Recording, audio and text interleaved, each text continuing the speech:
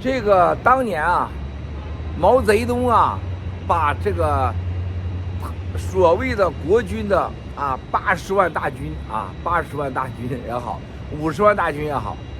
反正那些不待见的兵送到了北朝鲜，这个当年是大事儿啊！1950年的中国和世界局势大变。这次习太阳、习死黄要把整个中国火箭军，也就是过去的导弹部队，特别是现在所谓的战略性的所有的武器，都已经跨过了中俄边境运到俄乌战场，这是天大的事儿，这一点不亚于当年中朝之间这个战争，也不亚于改变人类的二战。就1937年1937年，当时希特勒跨过了莱茵河应该是3月7号3月7号，这3月7号这就马上到了算上多少年了？这是当年希特勒跨过了莱茵河，法国没吱声，把希特勒吓得发抖，是吧？希特勒说但愿他们开1枪我们就是回来。实际上他才多少？那个时候他部队很少了，20万人。那法国呢，英军那绝对打死他，打灭他了。但是法国选择了沉默，美国选择了沉默装着看不见，最后就让希特勒把世界祸害成那样，是吧？这次如果习参加了俄乌战争，火箭部队这个全面参战，甚至公开宣布中国人民帮助俄国的志俄军，志愿帮助俄的军那这个事儿大了那要比那个时候还可怕。现在对于中共来讲，对习死黄来讲，国内的经济问题、政治问题，美国和欧洲、全世界都是病毒溯源的问题，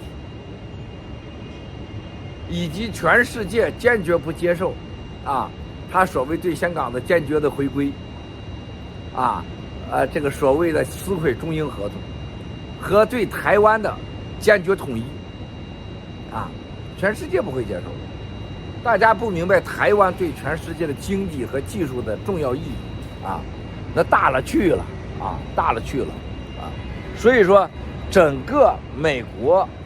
和西方是不可能同意把台湾所谓收回来的那他把台湾如果西方让出去，西方就完蛋了，从供应链从科技全都完蛋。这外边有点有一个那个机器的响声所以说兄弟姐妹们，怎么可能允许对吧？那不允许不允许怎么干了？那就打吧，那一定是这样子的，是不是？所以说习无论是外交内交，不管是啥交，没有好的东西就反正都不行了都不行了。内政外交、内部经济全完球蛋。那在这种情况下，是吧？